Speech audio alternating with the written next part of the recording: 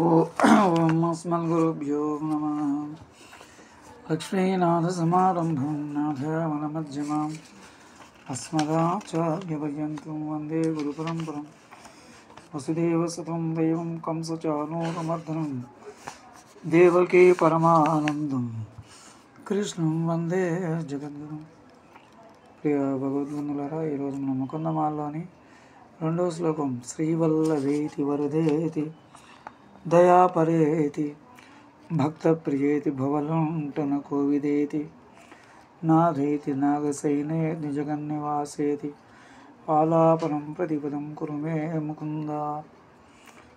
మహాభక్త శేఖరుడైన శ్రీ కులశేఖర మహారాజు మొదటిగా తన స్తోత్రారమౌన ముకుందమాలను వచ్చి కింద విధంగా ప్రార్థించారు. ఓ ముకుంద, శ్రీవల్లభ, వరద, దయాపర, ప్రియ, భావభంజన కోవిద, నాథ, నాగసేన, జగన్నివాస అను నా మొరకు సమాధానం అసంగము.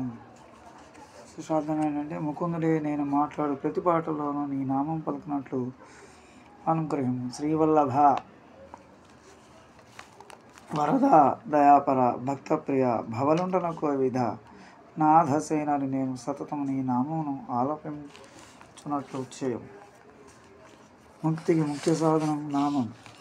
మాటకు సంస్కృతమున పదము అని పేరు. అడుగు అని కూడా పదము అన్న మాటకు అర్థం. అడుగు వేసిన నోరు ఇప్పిన భగవన్నామే రావాలని వారి కోరిక. నడుచుచు నీ పనులు చేయుచున్నాను, ఏ మాటలు మాట్లాడుచున్నాను, భగవన్నామం మనవరాదు. భగవంతుని చేరుడుకు రేవు శ్రీ ఆమె లక్ష్మి. కృష్ణావతారంలో రాధగాను రుక్మిణిగా వచ్చినది ఆమె. ఆమెను ఆశ్రయించిన ఆమె ద్వారా ఆమెకు ప్రియుడు అని సర్వేశ్వరుని ఆశ్రయించవలను. ఆమె అనుగ్రహం లేని వారికి భగవదానుగ్రహం కలగదు. భగవాన్ నామంలో భగవానికి ఇష్టమైన పేరు శ్రీవల్లభ. దాన్ని ముందుగా కీర్తించమని. అట్లా కీర్తించిన వాడు మనం కోరిన కోరికలను భగవానుడు తీర్చకుండలేడు. మనం అధికారులమా అనధికారులమా అని సంశయంపడు. అమ్మ ద్వారా ఆశ్రయించుటే మన యోగ్యతని మనకు వరమనవసరము. కావున వరద అని కీర్తించవలను. అమ్మవారి మెప్పునకై విధులేక వరములనిచ్చు కాదు. అమ్మవారి దయాస్వరూపిణి. ఆమెను ఆశ్రయించుడు ఆమె మన వైపు చూచుట ఏమి? ఆ స్వామి హృదయం దయపొంగులో వారం. దానితో మనం పడే బాధలకు మనకంటే స్వామి ఎక్కువ బాధపడుచున్నాం. దాన్నే దయాపర అని కీర్తింపవనం. ఇంతటి ఆదరణ చూపిన స్వామికి మనం ఏమి అర్పింపగలము? అర్చనటకి ఏమది? అతడు మన నుండి ఏమి అపేక్షించుడు. మనం అతను ప్రేమించుటే కాంక్షించును. మనం అతని ప్రేమించితేమా అతడు మనలను మాటలతో చెప్పలేనంతగా ప్రేమించును.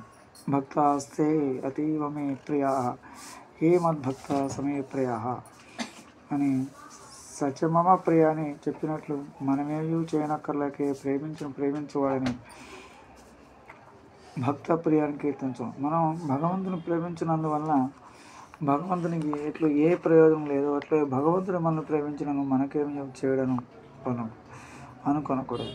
మనకు తెలియకుండా మన భావమును అనగా సంసారము త్రుంచివేయను. తాను శ్రమపడి ఛేదింపడు. మనకు ఛేదించినట్లు తెలియదు.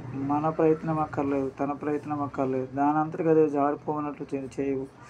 నేర్పు కలవాడు కనుక భావలుంటన కోవిదా అని కీర్తించదు. మన సంసార బంధము తెంచడం వలన అతనికి ఏమి లాభం? అతడు ఎందుకు చేయను అనుకొనకూడదు. అతడు స్వామినాథుడు, ఆయన సొత్తు, అతనికి చెందిన వారు మనం. అందుకే దాసుల బాధను తొలగించడం ప్రభు బాధ్యత కదా. అతని పదవి నిలవబెట్టుకున్నట్టుగా అతడు మనకు ఉపకరించను. కానీ మనం అతను నాథుడని గుర్తించం. అందుకే నాథ అని కీర్తించమని. ఎంత చేసు ఏమి చేయని వానవలే హాయిగా శేషశయ్యపై శయనించి ఉండను. శేషుడు తన శరీరం స్వామికి ఇల్లుగా, పాన్పుగా, ఆసనముగా, పాదుకగా, వస్త్రముగా, తలగడగా, గొడుగుగా, పాదపీఠముగా మార్చే వినియోగపరచను. మనము కూడా మన శరీరములను ఆత్మను అన్ని విధముల వానికి వినియోగపరిచినాడు. ఆ శేషుని మీద పడినట్లే శేషభూతమైన మన ఆత్మలో కూడా పడను. కావున నాగసేనాన్ని కీర్తించవను. ఎక్కడో దూరముగా శేషశైపై పరుండే వారి వల్ల మనకేం లాభం? మనం వాని పొందగలమా అనుకొనకూడదు. అతడే సర్వజగమునకు తన నివాసముగా ఏర్పరచుకొని నివసించను. సర్వజగమునకు తాను నివాసమై ఉండను. మనలో ప్రత్యేకమునందును అతను ఉండను. అతను లేని చోట్లేదు. కావున జగన్నివాసాన్ని కీర్తించమను. ఇట్లా మాట మాట మాటకు అడుగడుగున నీ నామం ఆల్పించినట్టు ముక్తినో సంగడి స్వామి అని అనుగ్రహింపము. స్వస్తి జయ శ్రీరామ్.